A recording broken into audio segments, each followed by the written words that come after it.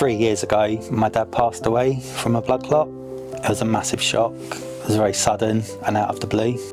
I've been coming down the beach and getting in the sea every Sunday for 5 years now. My dad had worked on the ferries all his life, so I went out on my paddleboard and scattered his ashes in the harbour. Now when I'm in the sea, it feels as though I'm visiting my dad. There's a group of people that meet up every Sunday, a little adventure on a Sunday morning when everyone else is still in bed. When my dad passed away, the group gave me focus during a difficult time. It was important for me to be around positive people.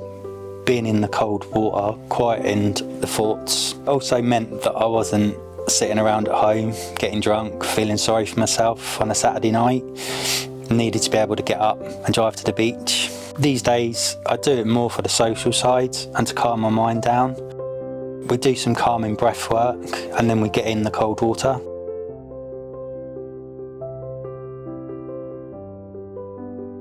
Everything on my mind disappears. I'm in survival mode, concentrating on my breathing. That's all there is. My mind quietens. I'm always looking to push myself and see what I'm capable of. Getting in the sea every Sunday creates that mindset. It has led me on loads of adventures, sledging with huskies in Sweden, hiking to Everest Base Camp. My dad used to ask, when was I going to climb Kilimanjaro? I kept saying I will, but after he passed away, I took some of his ashes on the trip and scattered them at the summit. I also raised a lot of money for charity for Thrombosis UK in memory of my dad. I remember getting to the top of the mountain as the sun rose. It was cold, about -10. I had a Thrombosis UK vest on, so I took some layers off and just stood there for a photo, and I just didn't feel the cold. I think I got my adventurous spirit from my dad. Growing up, my dad would take me on little adventures into the old forts and tunnels. Maybe it's also something to do with the fact I'm dyslexic. I always want to push myself, see what I'm capable of. It's easy to think I'm just that little dyslexic kid.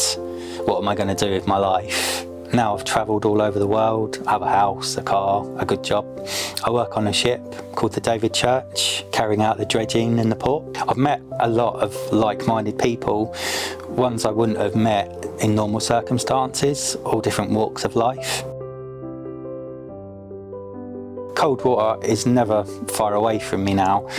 I've been doing ice baths at home for a few years, and I've also had a cold shower installed in my garden. Going between that and my cold pod, spending a minute in each, it's brutal. I've also completed qualifications in cold water therapy and breath work.